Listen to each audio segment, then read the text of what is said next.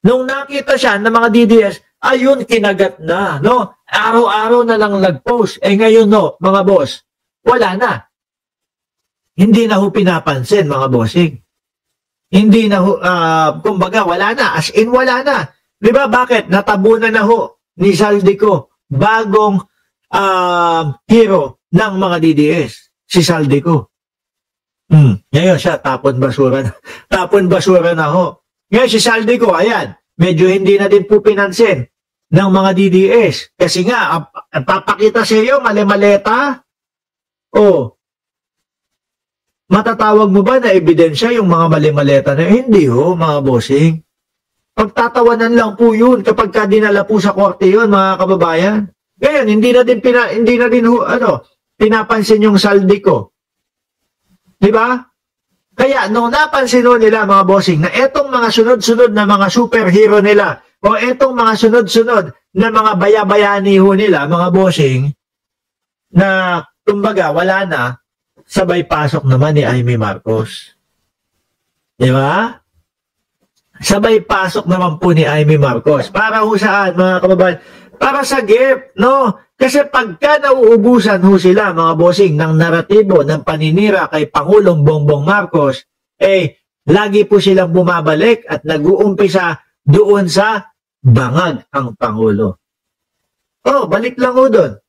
Pagka nakaisip na naman po sila ng ipapanira po kay Presidente Marcos, yon, doon na naman sila po focus. Iiwanan na naman nila yung bangag-bangag nila. Ganun lang ko yung style nila, paulit-ulit, paikot-ikot lang po. Mahirap ba sundin ang 10 Commandments, sabi ni David Perdis. Ngayon, nasa si Kiko? 60 araw na suspension kay Kiko Barsaga, inaprobahan ng Kamara. Di lalo nating makikita itong si Kiko Barsaga, mga bossing, sa kalsada. Araw-araw na yan. Di ba? Bugi Arellano at Del Rosario at Edel Toto Balduesa. Kasi wala nang trabaho, suspendido sa Kongreso. Saan pupunta si Kiko? Malamang mas araw-araw na magpapansin yan at magpasikat doon sa mga DDA. Sabi ni Ma'am Neng Gigi, ang aga ng live, akala ko 10 PM pa, nakahabol. Kala mo, 51 billion po kay Pulong Duterte. Fake news po yun. Diba? Ayan. Sorry. No. Welga muna. Rally na lang muna. Yan ang tama mong gawin. Yan ang gawin mo. No, kaso pagka nagpapatawag ho ng rally, itong si Kiko Barsaga, mga bossing, wala naman din. Wala nang masyadong pumupunta. Diba? Yung huli niya nga patawag na rally, 100 ang pumunta, 50 ang natira nung umulan. Wala na. Paubos na ho ang mga DDS, mga kababayan. Paubos na po ng paubos. Ang nagsisilbing nagsasabi na lang po na lumalakas sila, yung mga troll nila dyan sa comment section. Yun na lang po ang natitirang nagsasabi na sila ay palakas ng palakas. Siyempre, piso kada isang piso kada isang comment Oy, malakas kami! Ikaw ba naman hindi mo papatusin yun? Ngayon mga bossing, yung sinasabi natin na iyan na paubos na yung mga DDS, ay siya din naman pong sinabi ni dating Senador Antonio Trillanes, mga kababayan. Ano po? Ito, pakinggan nyo ho. Yung nasabi ko kanina, pakinggan ha? Ano po ba kayong namomonitor na related naman sa usapin ng national security? Gaya man yung nasabi ko kanina, ang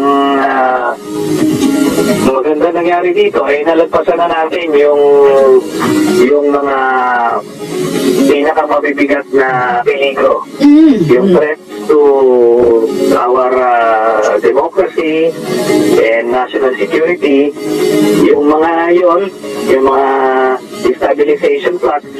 Pero ang haba din ho nun, Nagsimula ho yung mga yan, mga kababayan, pagkaupo lang po ni Pangulong Bongbong Marcos Noong ang dating Pangulo nagtayo ng entablado doon sa Davao, nagsisigaw na adik ang presidente, walang naniwala.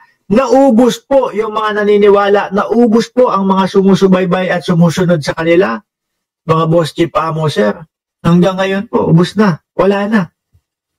tingin ko mga kababayan, eto pong huling mga rally na ito, yung INC at etong Nobyembre at 30 at lahat, wala na, tapos na ho yan. Wala na, kasi bakit to? Wala na maglalakas ng loob. Wala na maglalakas ng loob. Ang hirap palang pababain Pangulong Bongbong Marcos. Hindi pala ganun-ganun lang pababain si Bongbong Marcos. No? Biruin mo, lahat na pinagsasabi natin. Pero ayun, nananatiling nakatayo, nananatiling nakaupo si Pangulong Bongbong Marcos bilang presidente ng Bayang Pilipinas. Sabi ni Glenn, Dake, 1172. Sir Mark, ask ko lang po, may saltik po ba yung Basi Barsaga? Paano po kaya yun nanalo? Hindi ko alam. Doon sa mga taga Dasmariñas, Cavite. Sila yung bumoto kay Kiko Barsaga Humumpa na. Senator, ano yung sa tingin nyo, bakit kung may mga nagtangkaman, ano yung mga aspeto kung bakit hindi nagtagumpay, Senator? Kasinungalingan. Di po ba? Yung paulit-ulit ho na kasinungalingan ng mga DDS at paulit-ulit po na mga sinasabi lang nila na walang katotohanan. Yun lang ho. No? Mga kababayan.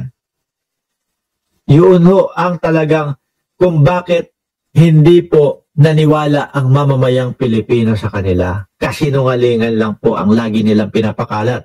Wala namang meron kay Kiko kundi ang apelyidong Barsaga kaya nanalo. Yung tatay. Umasa sila na yung rally ng Iglesia ni Cristo noong November 16 and 17 ay aapaw siya at tutuloy siya sa withdrawal of support. Di ba may kaso yang si Barsaga? Ang dami. Lisel, Sersenya. Saka inaasahan nila na sasamahan sila ng Armed Forces of the Philippines. Inaasahan nila na susuportahan sila nila General Browner. Kaso wala po, mga kababayan. Matatalino ho yung mga kasundaluhan ho natin. Alam nila na ang talagang gustong sumugpo sa korupsyon ng Bayang Pilipinas, wala pong iba kundi si Pangulong Bongbong Marcos. Mga bossing. Di ba? Kaya po, alam nila kung sino yung talagang susuportahan nila at kung susuporta ba sila doon sa mga patawag na mga kudeta, doon sa mga patawag na mga rally-rally na yan. Wala. Biruin nyo nga ho, mga bossing yung pinagmamalaki nila na vice-presidente o